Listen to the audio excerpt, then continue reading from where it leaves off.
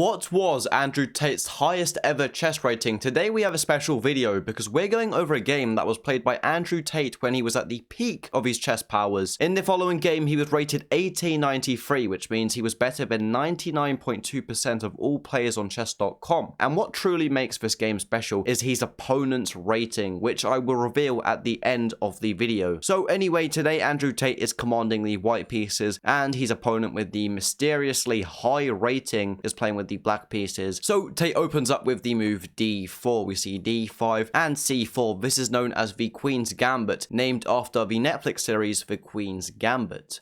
Here, Tate's opponent enters the Queen's Gambit, declines with the move e6 and bishop f4. Tate played the exact same thing against Piers Morgan when he was on the Piers Morgan show, and this bishop f4 move kind of has a bit of resemblance of the London system, and I've looked through lots of Tate's games and he always plays this setup. Here, knight f6 and the move e3, so just cementing this pawn structure. Bishop e7, and here Tate shows his perspicacity and plays the move knight f3. C5, bang, blast. You have to do something here. In the professional masters database filled with some of the top grandmasters in the world, including myself, the top move here is the move knight c3. However, the move knight c3 is not played today. Instead, we see a novelty off the bat early in the game, and we see cd5 and now knight d5, and this is the reason why this is never really played. Black has just got their knight into the center of the board, and now this bishop has to really retreat because you do not really want black to just exchange this nice bishop. Bishop g3, and here Tate's opponent brings his queen into the game early on. Queen a5 check. You cannot go knight c3 blocking, as that would blunder. Instead, Tate plays the move knight d2, keeping it nice and simple, and Tate's opponent alleviates the pressure with the move cd4 and not ed4. ed4 would isolate this pawn. Instead of playing ed4, we see the rather erudite move. We see knight d4. I'm hoping that made sense, by the way. You know, I'm trying to learn 4 new words every day. You know, I've got my vocabulary cards right here, so you know, working on my English, all of that stuff. And here, after the move knight d4,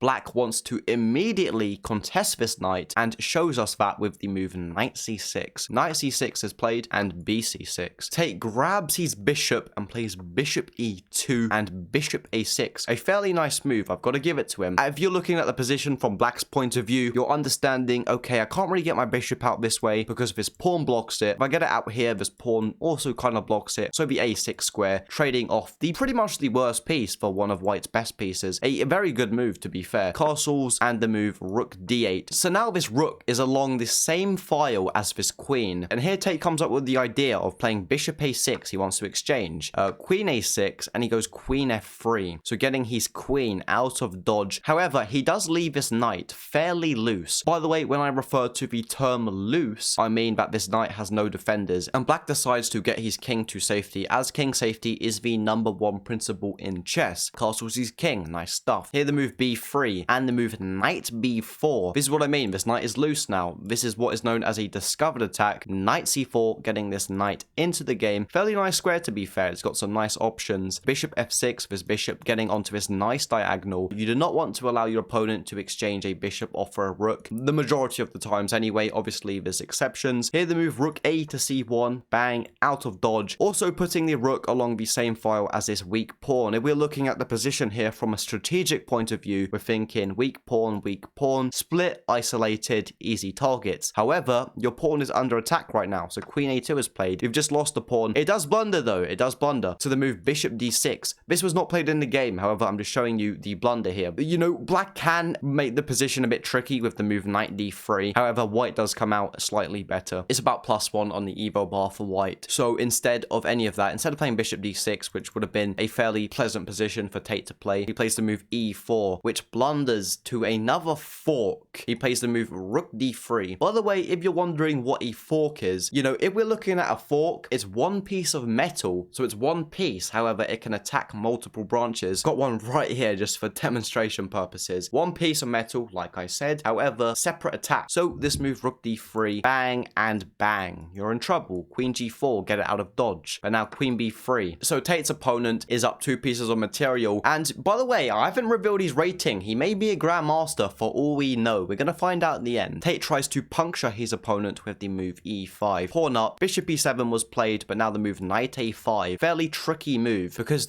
after this move queen a4, Tate's back in the game. Regardless of being down 2 pieces of material, he has the superior position now. This is actually a blunder, queen a4, due to the move knight c6, which was not seen, because after the move knight c6, this knight cannot move because there is a pin there. Instead, Tate plays the move rook a1, so a missed opportunity. Queen b5 was played, this queen sliding up into the game, but now rook f to b1. You see rook f to d8, and now the move bishop h4. You don't really want to exchange your minor pieces off when you're down material. You want to try keep them on the board to give you as many attacking chances as possible. So the move bishop h4, just exchanging pieces. Now the move bishop h4 and queen a4. Here the move queen a5 was a knockout, because if you were to take here, there's a checkmate in 1 on rook d1. Checkmate in 2, forgive me. Instead, Tate's opponent plays the blunder, queen e5. Bang, blunder. Tate's back in the game. He was down -6 to +1, so big stuff. We see queen b4 picking up this free knight, you may as well. And now the move c5. So c5 trying to come after Tate, but after queen c4, you can see rook d4. You could try pause the video and find another knockout blow Tate failed to play. Here there was a very deadly move, knight c6. And if this queen is taken, by the way, first of all, it's a fork, but the deeper idea lies behind the move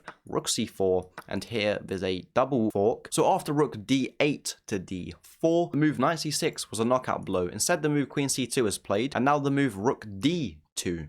Queen b3, looking at maybe some checkmates, but after the move rook d8, blocking any threats or maybe some back ranks in the future, it blunders into the move knight c6, so another fork. So nice stuff. The move queen d5, trying to maybe save the position, but after knight d8 and queen d8, here we see the move queen b8, forcing an exchange. But now the game is fully equal. You can try pause the video and find the tactic Tate failed to see. Here the move rook d1 could have been played, because if you take here, which you're forced, then this queen has no defense, because this rook, what was defending it, will be on the d1 square. So very nice tactic, but this move was ignored. Instead, h6 was played. Queen d8, the game's pretty much over. Rook d8, h4, and the game, you know, it's a pretty much easy mop-up anyway, so nice stuff anyway. So that is the end of the game. Hopefully you enjoyed that. And by the way, Tate's opponent was rated 1931. If you enjoyed this video, I think you might enjoy this video. Thank you for watching. Have a good rest of your day.